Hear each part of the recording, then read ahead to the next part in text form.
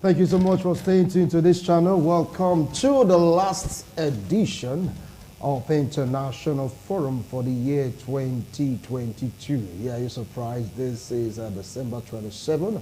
I want to be taking appraisal of some of those things that transpired in course of this year. So many things happened this year. I'm picking on one, two, maybe just 3 or 4 things that may just be memorable to you, because it might not be memorable to some other persons, but believe you me, these are the major events that shaped the world. Once more, since our police are coming slightly behind schedule, have to put 2 and 2 together to give you at least a near perfect show. I'm so happy that I ended this year's episode with 2 of my favorites. Honorable Frank Amego, he's not been here for almost 3 weeks now. He went on sabbatical. He went to flex. Media sabbatical. Media sabbatical, yeah, he just went off the grid. It's good to have you back, sir. Thank you for Welcome having to International Forum, the last edition of 2022. Yes. Yeah, thank you for coming. And of course, Barrister Emmanuel Obakbolo, thank you so much for coming. Thank you, legal practitioner. Are you supposed I'm on native? Come on, we're on holidays, man. You're celebrating Christmas and New Year's fast approaching. Yeah. Today is public holiday, so don't be amazed. Don't be like, Will, International Forum used to be, TMI. I said, no, today is for native. All right, gentlemen, let's put the show on the road. February, the world stood amazed. Some became so scared because a bigger country, in quote, chose to invade a smaller country because of what it termed to be national security, the invasion of Russia. Yes, into Ukraine. And the war is very much on. One of the major events that shaped the year 2022. Barrister Emmanuel, I want to start it off. Yeah, the year 2022 is it's an interesting year, and a year that is barricaded with so much turmoil, crisis, war, hunger. Even when the world just witnessed a little uplift from the COVID-19 palaver, so to speak. And before you know it, the world was greeted again with so much crisis. But we must give kudos to the United Nations. The United Nations was able to manage the crisis, particularly the Russian-Ukrainian war that some of us did prophesy or did anticipate that war wouldn't come to friction, because we saw the nexus between Russia and Ukraine. To be specific, the language that is a bond between them. The once upon a time USSR, the once upon a time powerful nation of the world. But we did, our anticipation was turned around, and to our amazement, we now saw the crisis came, and well, the world was able to manage it, though so many souls, lives have gone, so many properties destroyed. Even just now as we speak, Ukrainians, about nearly 9 million Ukrainians don't have power. You can see a country in war still talking about power, while in our country that there is no war, we don't even anticipate power for 5 hours. So you begin to wonder what really happened, and we do hope that this year 2022 will fade away with some of those attributes that contributed or promoted or caused the crisis in Russia-Ukraine. And we hope that the Russian president will now see reasons for life, will now see reasons for humanity's sake, will now see reasons for justice for all and sundry, so that Russia-Ukraine cannot live again like brother that they used to be. All right. Well, Honorable Frank, you heard him, because it started in the month of February, the second month of the year 2022, war knocking in Europe. And the case, the story hasn't changed. Putin gave them an order, well, let's say, a kind of what they should do. Recognize the Donbass region as part of Russia. Disband your military, go home. Do you see an end to this conflict this year? Maybe perhaps February next year. Well, the barrister has given me a platform to continue from. Yeah. He has rather spoken prophetically Prophetically. instead of legally and all that. Just recently, a Ukrainian drone killed 3 servicemen, men from Russia, and surprisingly, Ukraine said they were not having a hand in it. In fact, the claim was not a direct claim that they were the ones that did it. Instead, they said it was a consequence of the doings of Russia. And just after that drone episode, Putin is asking for a negotiation, that this is the right time to negotiate. No sooner that he said that than the Zelensky saw that approach of peaceful negotiation as a ploy whereby he wants to regather his strength for a return attack. So I was shocked to hear Putin say, it was even last night, I watched that on CNN, that he will want them to come to a round table to negotiate. But Zelensky is not seeing it in that direction.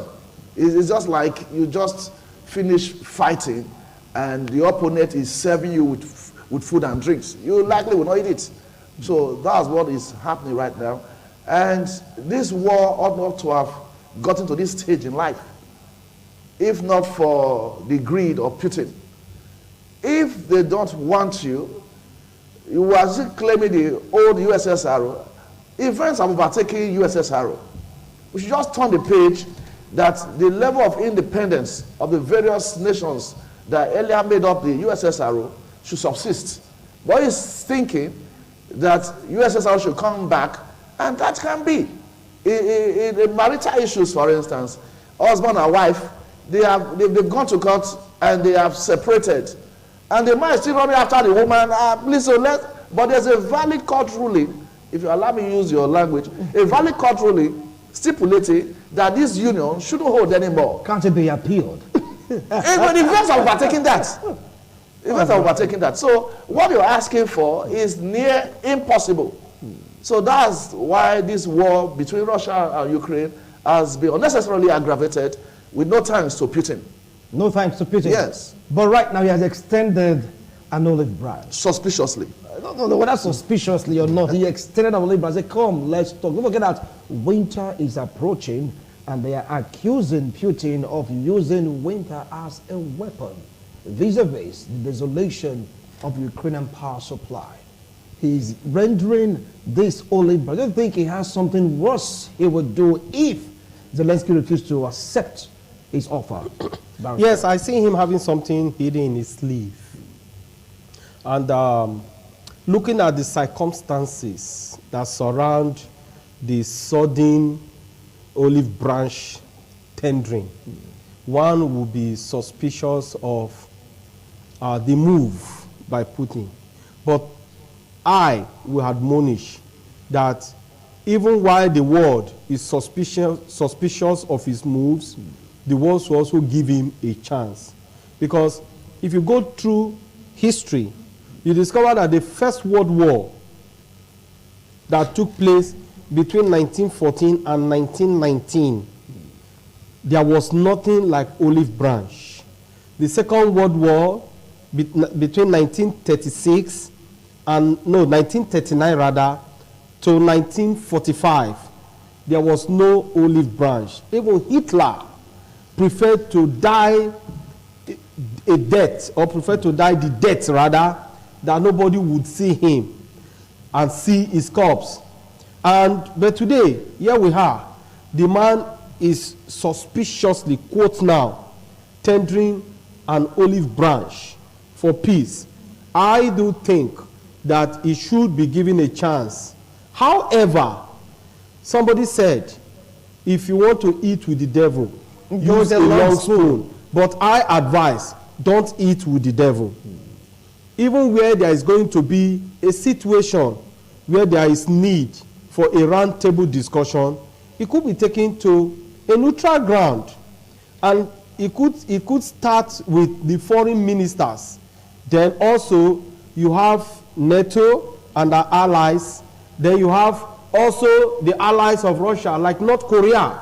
Though while the war persists, we saw a situation where there is an allegation against North Korea to have supported Russia with weapons, though she denied it.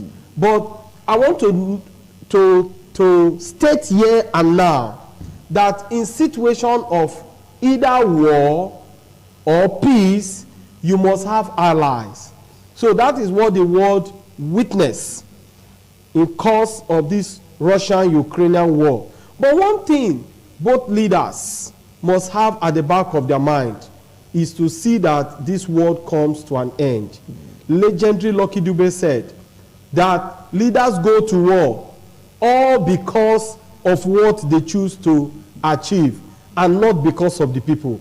The Russia-Ukrainian war is never for the benefit of Russians or Ukrainians. It was just for the benefit of ego by the leadership.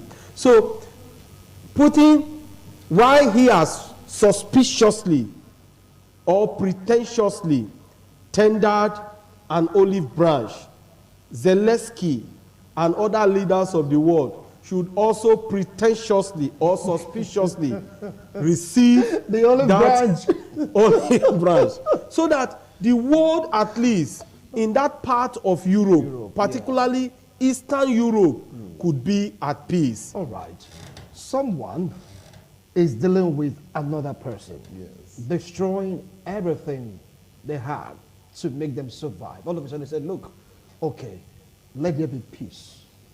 Don't you think at the back of his mind he's praying somewhat that Zelensky should just say no, so that whatever happens, the world will not blame him?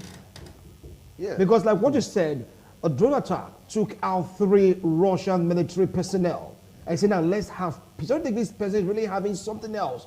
He wants to know that once he unleashes the terror, the world will not blame him, because after all, he extended the olive branch, but he rejected it. But what terror is Putin is going to unleash? Like what he said, we can do more. Yeah, what terror is going to unleash? When the bridge in Crimea was attacked, he said, we can do more. Don't forget about the drone attacks on Kiev and other parts of Ukraine. If you have witnessed or been part of martial arts that I have been, on the pitch there, and the game is still on, no matter how the opponent hits at you, you should still show some bit of liveliness And confidence. a lot of confidence. So, If one is telling you to yield, yes, and you are being pummeled, he said you still want to fight.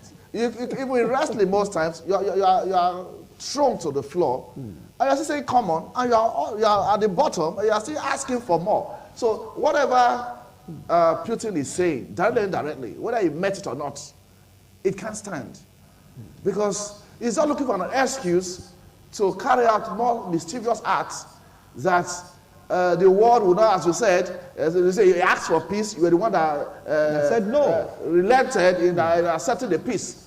So whatever thing is going to do, it's not like you're going to deal with the child and tell the child you will not eat from today to tomorrow. That's the highest you can deal with the child.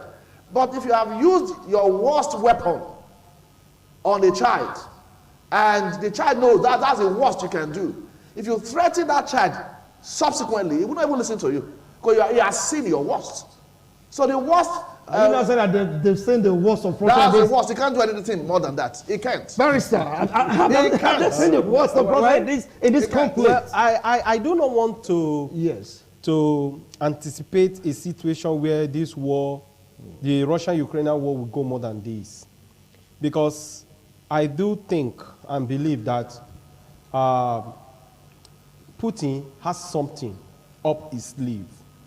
just like the nuclear weapon or the destructive weapon called Satan II. Whether we believe it or not, should he use that, the world will be a turmoil. There is going to be more problem in the world. But I want to see a situation where this war will come to an end. Because from the genesis of it, the war was senseless. The war was needless. The war was not what any person anticipated. Look at the circumstances. Just coming out from COVID-19, that took a lot of lives, that caused destruction, that even affected the economy of the world. Talk more of states or nations, as the case may be. Then, immediately after that little breath of life, we witnessed the war in Russia, Ukraine. So, the war just now... You said they witnessed the war. From what Putin said, America instigated that war. Listen, whether or territorial not... integrity, security-wise, don't approach this area. Listen. Don't forget 1965, where Russia tried to have a base in Cuba. America did the same. Yes. If we don't pull back, the world will bleed. America, according to history, made a threat to Russia. And Russia pulled back. Yes. So you see America tested the waters with Ukraine. The Russia-Ukraine war was a litmus test to give veracity, so to speak, to test the strength of Russia. And Putin, without reasoning, quickly jump into that temptation. See, there are diplomatic approach to everything in life. What he would have done to sustain that name, Russia, because it was things like this that caused the division of the USSR. Today, we have other small units, Ukraine, we have Uzbekistan, Kazakhstan, Bosnia-Herzegovina, Georgia, others like that. Yes, even Belarus. So, but if he had maintained, just look for a diplomatic way to so dodge that temptation, we won't be talking about this war. And do you know, the year 2022 go into history as a year for the thunder. Year for the thunder. Now, do you see that thunder and lightning subsiding with this olive branch extended to Ukraine? Yeah, there's hardly a thunder or lightning in the dry season. Putin can come up with anything he likes. You know, when two persons fight, and one of them tells the other that this fight will not end here, the obvious thing he has shown is, right now I'm tired. I wish you can leave me alone so that we can have a rematch. So what Putin is trying to do now, he knows he doesn't have the confidence of the generality of other nations. He doesn't have the confidence anymore. So let it be that he's the one approaching Ukraine for peace. It's a loss of confidence that is making him to do this. Are you sure about that? Yeah, he has lost ground. Don't forget that right now Ukraine is in desolation, most part of Ukraine. Don't forget about the drone attack. As a constant shelling of Ukrainian cities by Russia. Are you saying that Russia is like a little bit weak? I'm not talking it's your opinion. About being my opinion, I'm not saying Russia is weak. Yeah.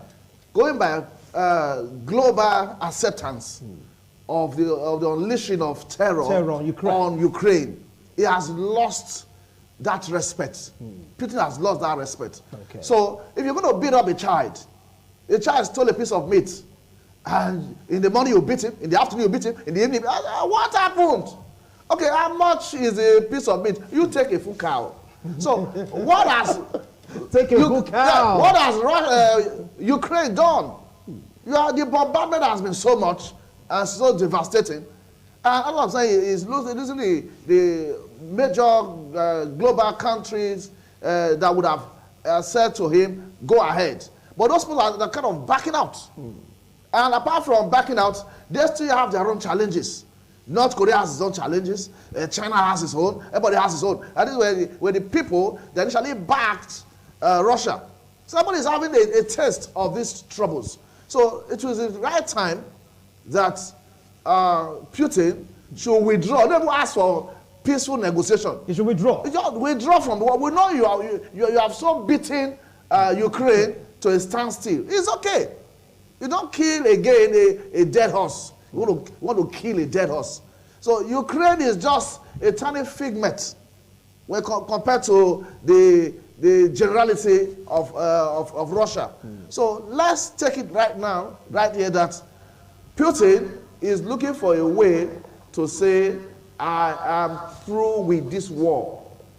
Not that if Ukraine refuses to negotiate for peace, they may not continue. They may not need. There might be no need. That's my stand. There will be no need. All right. Well, just keep on watching. Don't forget that this war started early this year, February. They mobilized. US said, look, these guys are mobilized. They said, no, we are carrying out a military drill. All of a sudden, bam, Ukraine was under attack. All because of, according to Russians, national security. And it's been from one bombardment to the other. Don't forget that winter is approaching. And many are really afraid in the U.S. rather because of the frostbite, so to speak, or the extreme cold. Many lost power in the U.S. Some are dead already in the U.S. Now, Ukraine is under attack. That's in the state of war. Imagine what will happen to them in this particular point in time. Winter is around the corner. Do you think it would be a smart move for Zelensky to just pat down and say, okay, let's negotiate, let's hear your terms, let's see your conditions, let's see if we can really agree with it? After all, it's better to Jojo rather than war. People call the year 2022 a year of turbulence. You're going to hit trouble here, trouble there, trouble everywhere. This country fighting against this country, this one threatening days. America trying to show force against China, trying to say, look, Taiwan is ours and all that. Amongst others, let's dive straight down to North Korea. Russia was busy bombarding Ukraine. North Korea was busy testing their missiles. Like Kim Jong-un was like, today or this year, I'm having a free day in the year 2022 to test all I really want to test. And really, he took advantage of the situation. He was testing and testing and, of course, testing. Honorable Frank, what do you have to say about this? Yes. North Korea. Just 2 Sundays ago, on the 18th in particular, yes, he launched 2 missiles. Yet again? Yes, North Korea. And in the direction of South Korea. And Japan especially wasn't happy about that. And they are beefing up securities maybe for a counterattack. And that launch of 2 missiles was unnecessary because there was no attempt by South Korea to resist or to fight back whatever move that North Korea wanted to make. So the launching of the 2 missiles was unnecessary, as I said. And one begins to wonder, if you want to test your missiles, you know the direction to launch them. Not towards, it's just like we have had series of cases whereby you want to test a gun on somebody that you have given the antidote to, that this person has the medicine not to be shot by any person. You use another object. What if the medicine you have put into someone, like a native doctor does at times, that this bullet will not enter into that person? You don't use that person. If you must use, you use yourself. Give the gun to that person to shoot at you. So if you want to launch your missiles, you want to test whether it's still working or not, it's not to launch that in the direction of your enemies. So what they have just done is condemning totality, and I expect North Korea, they could humble themselves enough through the president to kind of apologize. If you didn't mean it for harm, apologize to them. I'm sure Japan is watching carefully.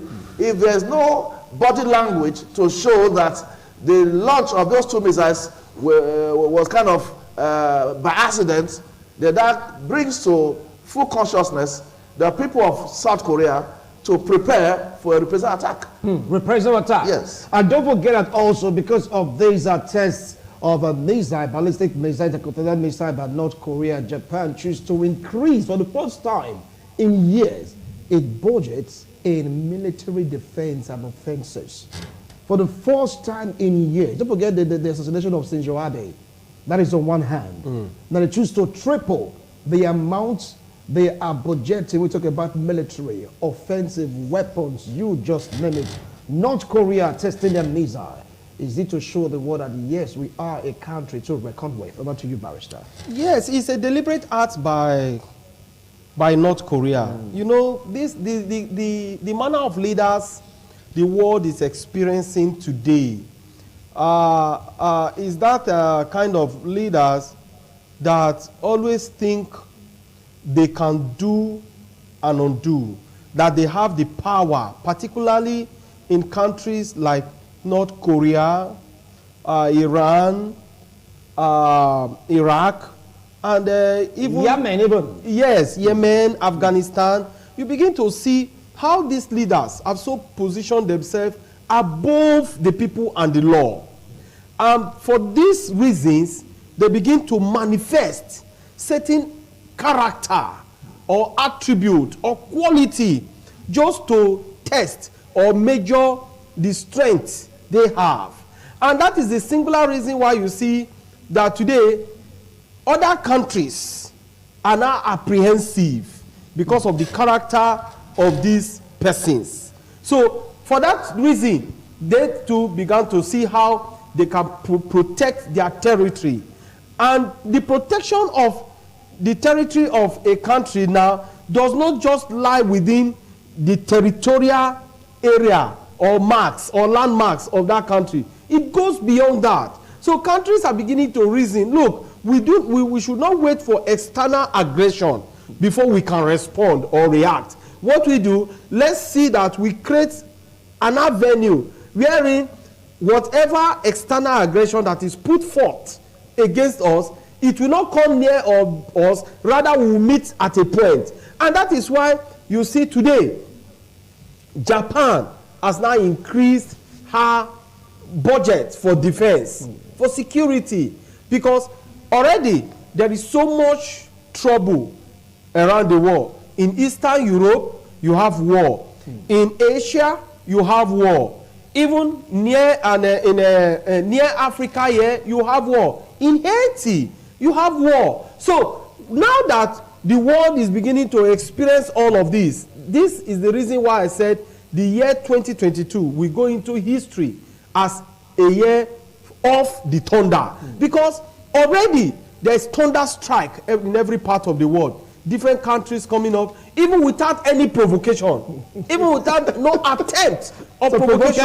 Yes, somebody will just reason, maybe he or she wakes up from the wrong side of her bed or his bed, and we just begin to launch missiles. And in launching the missiles, there are international laws, international conventions that regulate all of this. They will deliberately frown at and disobey that law. And begin to, by the time they are asked why all of this, you see them putting up flimsy excuses that cannot hold water, excuses that are so punctured. They themselves know that this defense we are putting up a defenseless defense. Defenseless defense. Yes, so for all of this, the world is the one that is suffering, that is embracing all of these activities carried out by these leaders. All right. So maybe with time, posterity has questions for them. But I don't think that this is to tell the U.S. that they're not the police of the world right now, in quote, because North Korea wants to prove to the world that they're the one in charge of the Korea Peninsula. China, on the other hand, wants to prove that they are the one in charge of the Asian Pacific. Russia also is saying, look, we are on our own, don't cross our border. Everyone trying to carve out a territory globally for themselves. Don't it is directly or indirectly responsible for all these kind of missile tests, interballistic missile tests, cutting across the Japan Sea, the South Korea Sea, you just name it, emanating from North Korea. Yeah, I'm going to answer all of these with some parables. Parable. Yeah, parables. Parable number one, if you ask all animals that have horns to come to the open, even the snail will join with its tentacles. Wow. Number one. Number two, a child that is becoming wayward and started working with a little sum of money every month instead of him to bring the whole money to the family as a father, mother, children, let's work together, he will just say to the mother and father, as from today, let everybody be feeding himself. And his salary is 5,000 naira in a month. So no sooner would they make such a proposition than he will lose steam. As we speak now, U.S. remains the main security outfit, allow me to use that qualification, of the whole world. This is not the time to drag, I'm above you, I'm next to you. If there's a reason for North Korea to make any claim, for Russia or even Iran to make any claim, or Iraq, the first thing you consider is a global peace. You're going to test your nuclear weapons, ballistic missiles. To what extent are you doing that? Is it for the good of the earth, or you just want to create a scene to show that you are present? So whatever they claim they are doing against U.S. is against themselves at the end of the day. If you want me to go scriptural or spiritual, every soul that is killed is worth more than all the things created in this world put together. So you are testing a weapon and you're killing several persons, and you're thinking all will be well with you as a person? No. So if you want to do a form of testing, then there are rules, there are regulations. But hold it. Don't forget that some of the North Korean citizens, due to sanctions, they've lost their lives also. Yes. Mm-hmm. And the man, according to reporters, reacted to the word like sanction or no sanction. We are North Korea, and you must take us seriously in global politics. The loss of lives of North Koreans is caused by their own president. Sanctions that were placed on them by UN, US, and all that, they come as a misplaced sanction. They were due for the sanctions, and they got the sanctions. Their own president caused it. I'm sure in the lips of several North Koreans, they will not accept what the president is doing. Everybody wants to test one equipment on the other, as if there are no rules. Just as we say that in Nigeria, pump price now for petrol, nobody is saying anything. So there's a kind of petrol war going on in Nigeria. Nobody is saying anything. 290 naira per liter, more than 300 naira per liter, and you still expect things to go the normal way. So this is the much of war that Nigerians can get from bad leadership. Otherwise, globally, they are killing themselves, testing all manners of weapons. But this is not to show that you are now equal or superior to the United States of America. You are not. So if you have such a thing, maybe, I don't know much about it, if you have a trade fair, display what you have. Let's call for exhibition. Instead of testing it on innocent persons, come to a place where updates are given.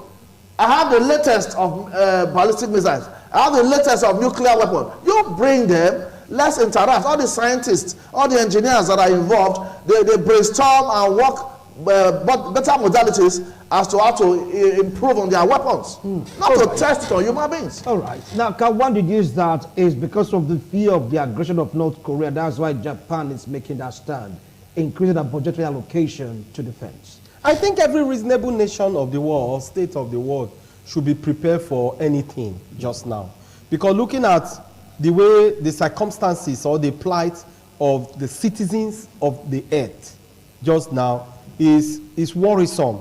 Because a leader of a particular country can just wake up and say, oh, I want to sneeze. And when I sneeze, I want everywhere to quiver. I want the mountains to fall. I want the heavens to know that I am present and that I am alive. So by so doing, every other part of the world is now double ready for any eventuality. Because you could be attacked. You could experience an aggression, an external aggression without any provocation. However, we also see where the leadership of the world just now also torments their people.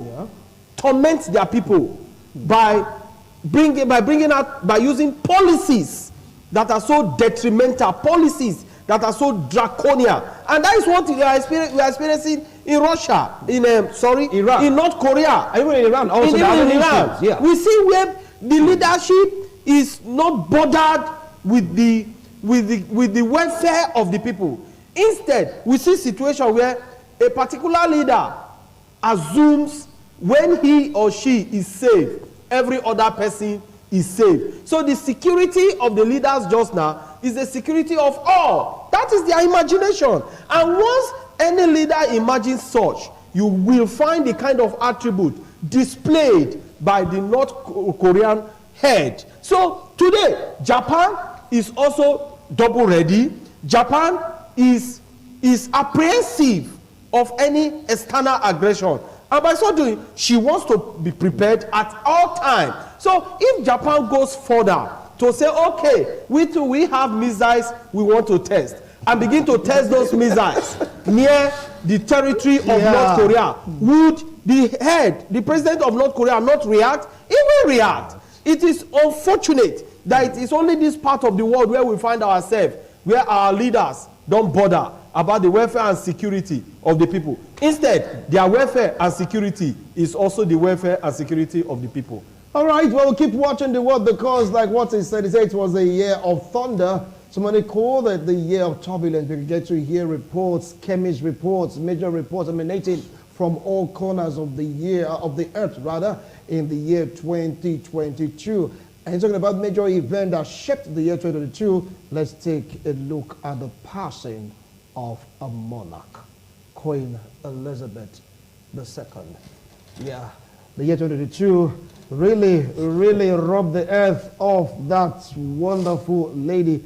According to so many persons, a monarch, a beautiful queen with a beautiful soul. I've telling you for quite a long time. The year said, yes, you have to come join us over there during the year of thunder. According to Barrister Emmanuel Obakmolo, take it up from there. Do you think that UK will be the same without a queen? Don't they have a king right now? For two reasons, UK will never be the same again. Queen Elizabeth II was on the throne for over 70 years. And she understood as a person the monarchical structure of UK.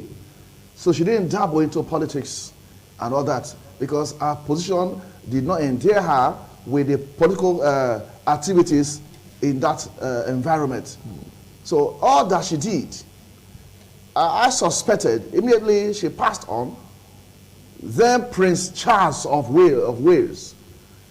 It was political, differently from what the mother did. And now is the king, Charles III, the approach to things, kingly things, far different from what the mother did. That's on one leg. On the other leg, Sunak came on board. You know, when the lady was there as the prime minister, he felt he could do better. But right now in UK, there's a major challenge. Economists will tell us that an economy of a country that is shrinking for 2-3 month periods or quarters in a row, that economy is going to go into recession. And that's just equal to UK right now. So they cannot make things work. While they were spectators, they felt they could do all these things. It's not like a football match. You are just watching, you think you should just slide down a bit and hit the ball. Now you are the field of play as the prime minister on one side, then the king on the other side. I could remember over the years while Queen Elizabeth II was alive, the sun was agitating. As we say in our local parlance, kitty, kitty, catty, catty. Do as if you go do what is right. Look at what is happening.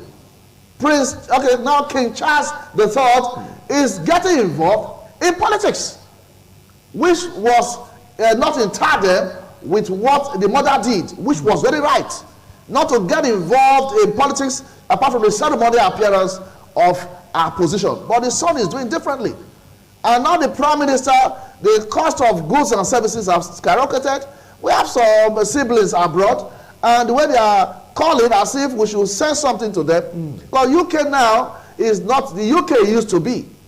No thanks to these two characters I just mentioned. No thanks to these two characters you mentioned. Well, when the former Prime Minister was being interviewed in cause of the death of Queen Elizabeth II, it was like, once upon a time he had serious issues in Parliament. He said he went to the Queen to say, look, Queen Mother, what should I do? You know what the Queen told him? According to him, he said, look, that is what you were paid for. Go figure it out. And that was it. And he said he had to go back, re-strategize to bring out a solution. So the Queen was apolitical, so to speak. Yeah. Over to you, Barrister Emmanuel Obapola. He said UK is not the same since the Queen Mother exited the scene. UK can never be the same. One thing every one of us is forgetting so soon is the intricacies of colonialism. While we give so much praises and kudos to the Queen, we should also remember the other side of her, which is a bundle of colonialism. And let me tell you, whether you believe it or not, the UK was built on colony strengths. What does that mean? They raped their colonies. Well, that word is a strong word. It's a strong word. I use it loosely. I use that word, rape, used loosely. Loosely, okay. Yes. They raped their colony. And most of the development we saw under the Queen in the UK was gotten from their colonies. Because the colonial masters were never peacemakers. The colonial masters were colonial lords, and they lorded over their colonies. And before you know it, even the wealth, naturally, the God-given wealth to the colonies, they raped it, and they use it in developing the UK and Europe, as the case may be. So, but today now, King Charles has stepped into that shoe. No more colonization. So, where will the wealth come from to develop the UK? So, all of these are things that we need to give attention. So, if just now the economy of UK is dwindling, I will not be surprised. I am not surprised, because once upon a time, something sustained them, and that thing that sustained them was the rape visited on their colonies. But today, no more colonization. So they can no longer stand on their own. They are bending to the left, bending to the right, bending frontward, bending backward, because there is nothing to stand on. Look, Wilson, you cannot put something on nothing and expect it to stand. It won't happen. So colonization was a very good part that UK used to sustain our economy. But today, the king is going to find difficulties. All right, is that the reason why he chose to dabble into politics? But he said, look, the Queen wasn't involved in politics now to survive or to sustain the monarchical system. He didn't need to do something about it, but delve into politics. Is that the reason? Or it's just natural with him to get involved? The then Prince Charles of Wales was political. So I'm not of the opinion that it was the demise of the mother that made him to be political right now. He's been. And the colonial aspects Barrister is talking about, the colonies were also part and parcel of the looting or the raping of these colonies. They were part and parcel of it. I've not read. They were part of it. Yes, I've not read in any history book or listened to any person saying it. What I've known over the years is we agreed to trade with them, and they cheated us during the trade business. So I wouldn't see it as a rape in that sense, because we traded. You said you needed 50 men from Nigeria as slaves for 1 million. I gave you. Is that right? I don't understand what Prof is talking about. You said you needed it. I cannot comprehend by barter. For 1 million, 50 slaves. If one piece of mirror was not sufficient, did you negotiate for more? So say she give you a trailer load of mirrors. So if it says a rape, then we can go back to our forefathers, I assume them wherever they are, and take proper legal actions. So maybe they appear smarter than us. And Africans were feeling so inferior. We had the best of things that God gave to us. We felt so inferior, even up to now. Somebody has traveled about 16 times in 11 months to UK. So Okay, we're forced to come to UK. Okay, calm down. Please calm down. Calm down. It's part of the rape. We see. Look, see, let us look at this discussion with an eagle eye. If we do, you discover that my point was, under the rulership of the Queen, something sustained the United Kingdom. But today, that thing that once upon a time sustained her is no longer there. All right, our time is up. Our time is completely up. We have so much to talk about to tell various events that shaped the year 2022. Don't forget about the Iranian unrest. It's still going on right now. People are still coming out despite the fact of the public execution. The citizens are saying enough is enough. They are fighting. They are clamoring. Don't forget also about the first country to host the World Cup, Qatar. They did one for the world also. It happened in the year 2022. But if let's come again down to Africa, you get to hear protests here, protests there. Syria Mafosa under fire, Tunisia unrest. Everything just around the world is just shaky, shaky, shaky. Even Burkina Faso. Burkina Faso, Mali, you just name it. Coup d'etat here, insurgent fighting. Mention Nigeria too. Okay, fine. Well, mention Nigeria. just leave that for now, please. The year 2022 is definitely, according to one of our analysts, the year of thunder. Some call that the year of turbulence. But what is this year to you, or what has it been to you from January, this particular point in time? For the world, it was a shaky, shaky year.